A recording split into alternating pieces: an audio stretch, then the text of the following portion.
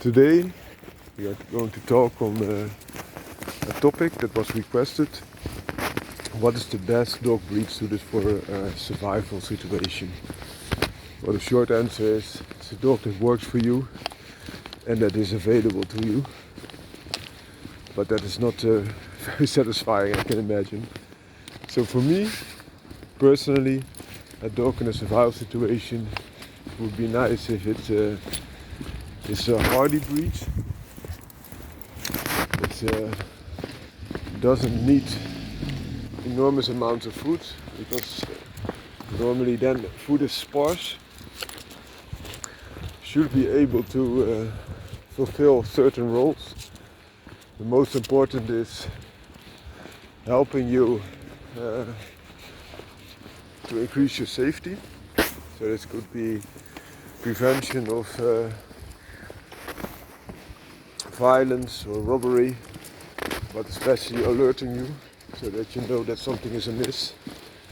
It would also be very nice to have a dog that's able to catch some wildlife, but this depends largely on the survival situation that you're thinking about, because if you live in an urban setting, there's not a lot of wildlife to catch. Let's pause. So after this number 2, we're back on the topic. So for me, a hunting dog would be beneficial if you want to really catch something now and then, especially if you live in a place that has lots of wildlife to shoot, because normally wildlife is being shot, but there are some countries that they don't allow you to have firearms or something like that, and then it would be very hard to hunt.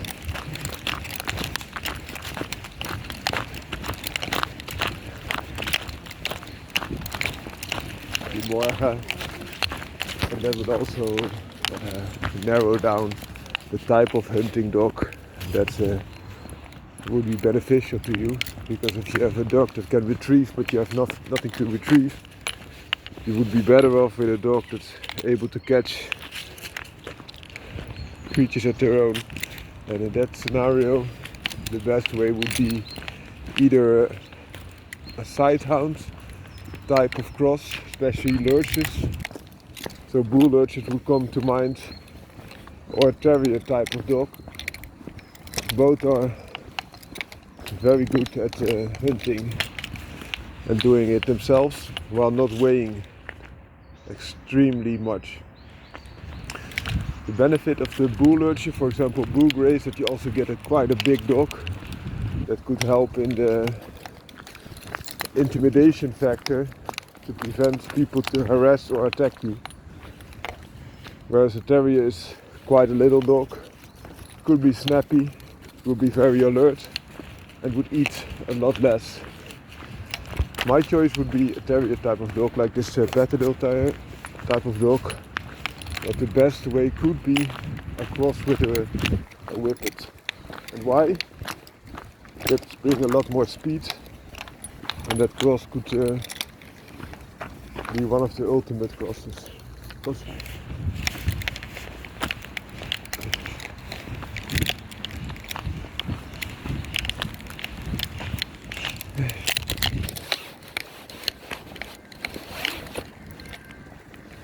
But to each their own, of course. The benefit of a smaller dog like a terrier could, however, be if you have to chase down something. For example, quarry down a hole or a pipe. A lurcher is not that much good, whereas a terrier is. And the benefit of a lurcher is on these open fields. If you, for example, see a rabbit, the lurcher would have a good chance catching them. The terrier would have a lot less success on average. But the cross between whippet and terrier brings you a small bull type of lurcher, and could be very beneficial. Also, when the size is down, it's easier to for example, pull your dog over a wall or something like that. It depends on what is needed, and I can imagine that many times you don't have to climb a wall, but if you do, you would love that your dog is a little less heavy. Also, when your dog is hurt, that you have to carry it, you would love it that your dog is less heavy. A Patterdale Terrier for me would be a very nice contender because it is alert, it doesn't bark that often, it's hard, it's a good hunter, and it could bring lots of benefits to a whippet, which is not that hard but very fast, also quite alert, and that combination could be a good one. Another very good one, it also depends on the weather that you're facing. If you're facing a harsher climate, you would be better off with a dog with a bigger coat. You also have Patterdales with a slant coat, more heavy coat. That would be very good to have instead of the smooth coated. If it's an environment where you need to have better coat protection. A very good alternative would be Australian cattle dog, which is a very hardy breed. If you can get one from working stock, you will be very well set. It has some bull blood in it, so effectively it's a bull herder with dominance of the herder, but very brave, strong, good protector, not too big. It's a bit bigger than this little guy, of course. Could be up to twice its size, but or even more. But that would be a good alternative as well. Also a good hunter, good prey drive. Malinois, a Belgian shepherd bred for protection work, would also be a very good candidate, but it's a lot heavier type of dog. And for example, Rottweiler would have very good intimidation factor, but it's an extremely heavy dog that needs a large amount of food. Pitbull Terriers are also very good. They are hard, they are not that enormous, very strong, very brave. Also have that prevention factor, because people leave you be.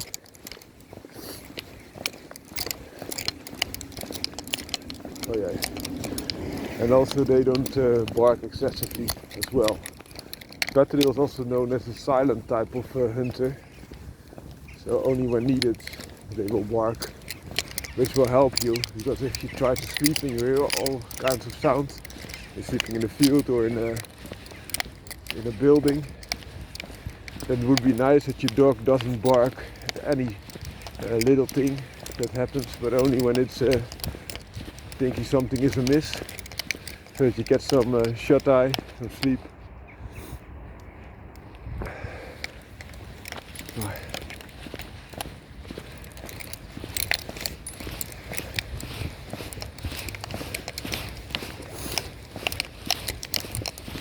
Goedemorgen.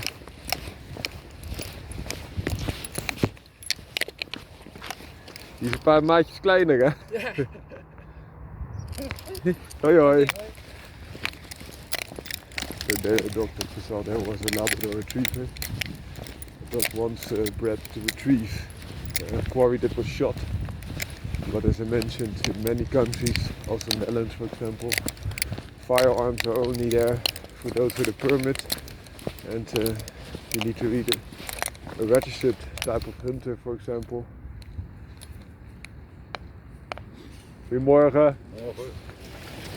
To have one, whereas in other countries like the States it would be a lot different.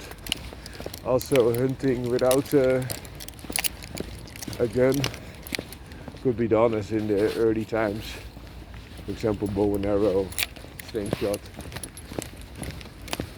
But also in some countries slingshot is prohibited, so that narrows it down even more.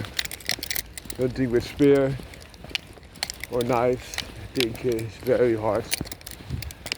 Could perhaps be with a hawk.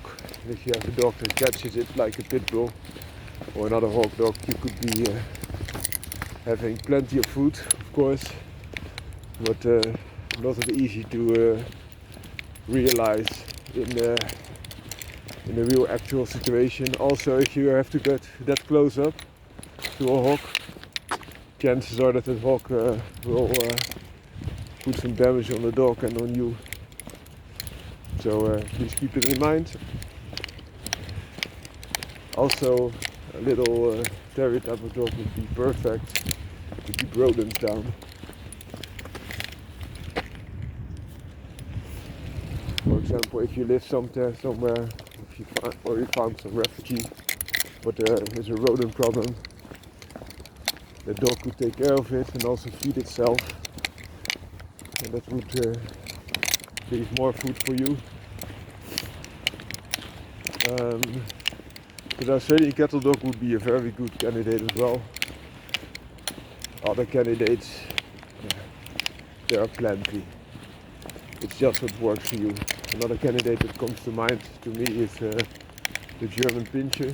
So it's smaller than the Doberman Pinscher, but still has many of the qualities. Or Rural Fox, which is a Dutch breed, which is consisting especially of a lot of terrier blood. So Parson, Russell, and smooth-coated fox terrier, but also has some influence sometimes with some of the herding breeds, such as Border Collie, smooth-coated. Could also be a nice all-rounder. So please let me know your thoughts. I don't want it to make it all-inclusive, including all types of breeds, because I don't think that would benefit you so much. But if you want me, I can of course elaborate a little bit more. Also introducing more giant breeds, and when food is not a problem, of course. Also, I now mentioned the survival situation that you have to travel, but if you don't have to travel, things could be a lot different. But still, I would think that a terrier type of small lurcher would do fine. Goedemorgen. Hoi hoi. Hello. And why? For example, if you have a homestead or your own farm, that you can make your own own ends meeting on the food department, because you have your own animals or crops or corn, for example. It would be nice to have a dog that would be able to catch rodents. They're trying to eat your stocks, and that's where a terrier would be very good. Also, whippets are quite able to do that, but are often a little bit soft, and a terrier would really harden that up. So that's my my view on this topic. And also in that latter scenario, especially if you have to herd some animals as well, Australian cattle dog or Kelpie crosses could be very useful, because they also have this herding ability. They're tough little working dogs. The dog on the leash here is my Patterdale Terrier ESTACADO, 15 months old, male, 11 kilograms of weight, quite big for a Patterdale. But that would also be my, how do you call it? Recommendation to get a bigger type of Patterdale instead of a smaller, because the bigger type of Patterdale, although not a protection breed, could help more than a smaller one, and also would be able to fulfill more needs in that way. Have a nice day. Bye bye.